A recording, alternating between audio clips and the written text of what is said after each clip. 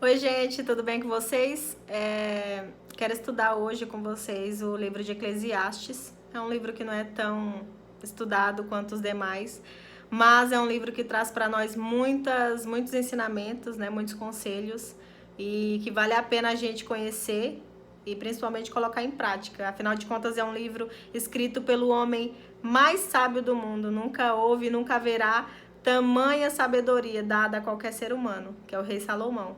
Então aqui relata basicamente tudo o que ele conquistou, tudo o que ele viveu, como foi a vida dele, né, a vida dele prática e quais foram as consequências, quais foram os frutos, o que realmente ele adquiriu com tudo isso. Então ele começa falando no capítulo 1 que ele se adentrou, né, no conhecimento. Ele se adentrou profundamente no conhecimento, buscando mais e mais, querendo saber mais e mais. E isso tudo, né, com o intuito, com a expectativa de preencher uma lacuna, um vazio no coração dele que nada ainda tinha preenchido, né? Então ele começa falando a respeito do conhecimento e no final ele diz que isto é correr atrás do vento. No começo do versículo, no capítulo 1, verso 17, ele fala: apliquei o coração a conhecer a sabedoria, e a saber o que é loucura e o que é estutícia.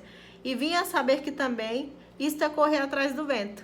Dando seguimento no capítulo 2, no verso 3, ele fala: resolvi no meu coração dar-me ao vinho, regendo-me contudo pela sabedoria, e entregar-me à loucura, até ver o que melhor seria que fizessem os filhos dos homens debaixo do céu, durante os poucos dias da sua vida. No verso 4, ele já fala a respeito das conquistas que ele teve, né? Empreendi grandes obras, edifiquei para mim casas, plantei para mim vinhas, fiz jardins e pomares, e nestes plantei árvores frutíferas de toda espécie. Fiz para mim açudes, para regar com eles os bosques em que reverenciam as árvores. Comprei servos e servas, tive servos nascidos em casa. Também possuí bois e ovelhas, mais do que possuíram todos os que antes de mim viveram em Jerusalém. Amontoei também para mim prata e ouro e tesouros de reis e de províncias. Enfim, ele continua falando quantas coisas ele teve, né? Ele começa dizendo a respeito do conhecimento, buscando ser suprido, ele foi, adentrou, buscou, conheceu, foi o homem mais sábio do mundo, conhecimento este obviamente dado por Deus, mas nada disso o preencheu, porque o coração dele estava voltado apenas para o conhecimento, né? Ele continua dizendo que ele se entregou ao vinho, né? Na mesma expectativa, na mesma busca, também não obteve sucesso, e por fim ele fala a respeito das riquezas, dos bens materiais, né? O capítulo 2, continuando lendo o capítulo 2, ele fala de tantas coisas que ele possuiu. Eu li só um pouco para a gente ganhar tempo. Mas ele fala em questão de mulheres e mulheres, né? Alguns teólogos falam que ele teve 1000 mulheres.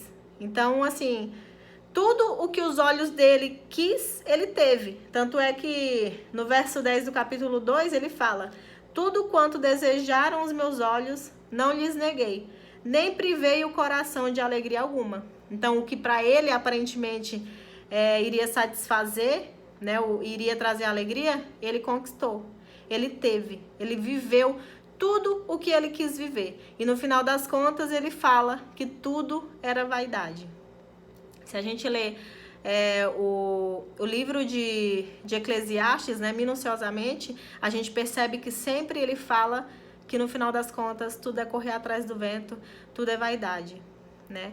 Então, não só ele, mas nós, muitas vezes nós colocamos, né, buscamos a felicidade em coisas, em pessoas, em situações erradas, né?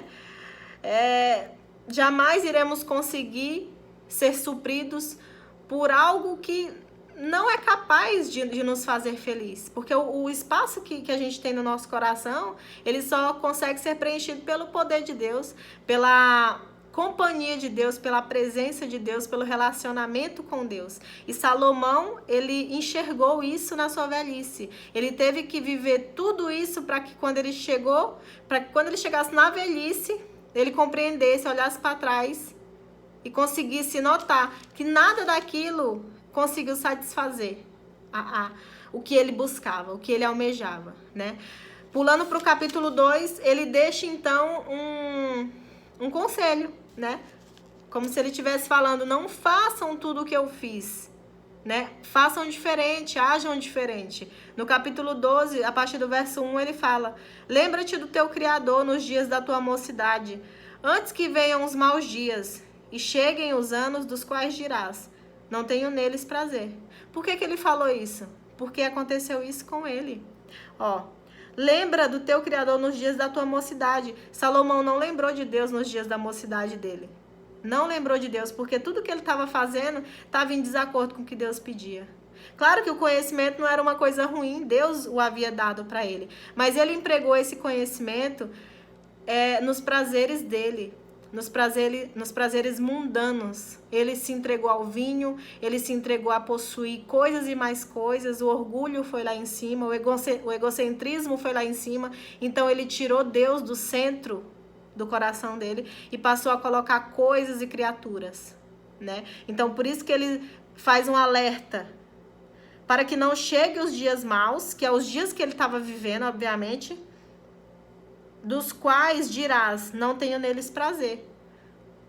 Continuando no capítulo 12, no versículo 13, ele conclui: de tudo que se tem ouvido, a suma é: teme a Deus e guarda os seus mandamentos, porque isto é o dever de todo homem, porque Deus há de trazer a juízo todas as obras, até as que estão escondidas, quer sejam boas, quer sejam más.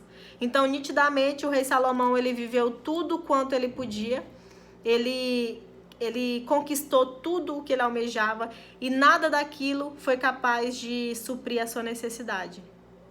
Nada daquilo trouxe para ele uma paz e uma alegria constante. Porque a alegria momentânea, ela existe, né? A alegria momentânea, ela existe. Uma aparente alegria, né? Uma alegria ilusória. Mas no outro dia, né, quando passa tudo, você não tem a mesma paz, porque aquilo não é constante. Porque eu volto a repetir, o espaço que nós temos no nosso coração, ele só consegue ser preenchido por Deus, pelo poder de Deus, pela companhia de Deus. Então, ele relata, né, no seu livro o que as pessoas têm que fazer e o que as pessoas não têm que fazer com relação a isso, né? Porque ninguém é tão apto a dar esse tipo de conselho do que o rei Salomão, do que uma pessoa que viveu e usufruiu de tudo quanto ele pôde e nada daquilo trouxe para ele o que ele buscava. Nada daquilo trouxe para ele a paz que ele buscava. Então, não vale a pena. Não vale a pena a gente colocar a nossa felicidade em coisas, em criaturas, tirar o Senhor Deus do centro do nosso coração para colocar qualquer outra coisa, porque não vale a pena. Muitas vezes a gente usa dons que a gente tem, conhecimento que a gente tem, emprega só em coisas seculares, só em coisas que vai satisfazer o nosso ego e se esquece do nosso Criador. Se esquece de que quem provê todas as coisas para nós é Deus. Que quem dá o ar que a gente respira é Deus. Quem dá a capacidade para que a gente faça isso ou aquilo é Deus. O mínimo que a gente teria que fazer era glorificar o nome de Deus, fazendo obra principalmente para Ele. Porque essa terra aqui, meus queridos, é passageira. Essa terra aqui é passageira e eu não canso de falar isso. Porque eu acredito do fundo do meu coração, verdadeiramente, que isso tudo aqui um dia vai se acabar. Que o Senhor Jesus, ele voltará nas nuvens do céu. Ele voltará. Apocalipse 1:7. Eis que venho com as nuvens e todo olho verá. Então o momento é agora da gente escolher qual lado que nós estaremos. Porque não é obrigado. Nós temos o livre-arbítrio, nós podemos escolher, mas nós temos que ver qual consequência nos levará a nossa decisão, né? Que consequência a gente quer viver, a gente quer adquirir?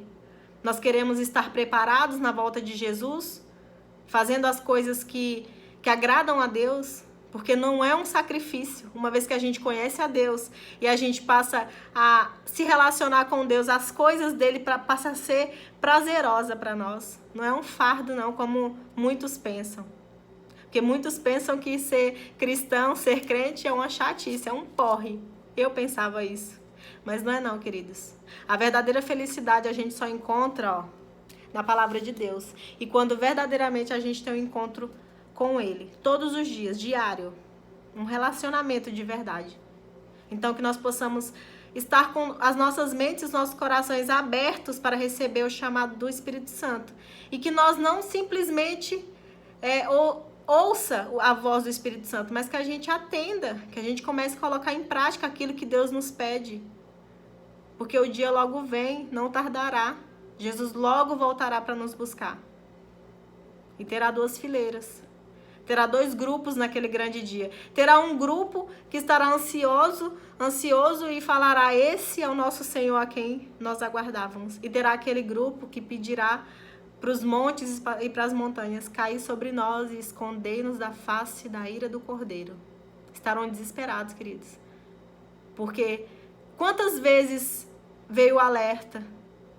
Quantas vezes veio a mensagem e não quiseram ouvir? E agora, tarde demais. Então nós decidimos de que lado estaremos. Nas fileiras de Deus ou nas fileiras do inimigo? Que a nossa escolha seja hoje, todos os dias, até a volta de Jesus, permanecer ao lado de Deus. Porque é só através dele que nós teremos a vida eterna. Amém? Beijo.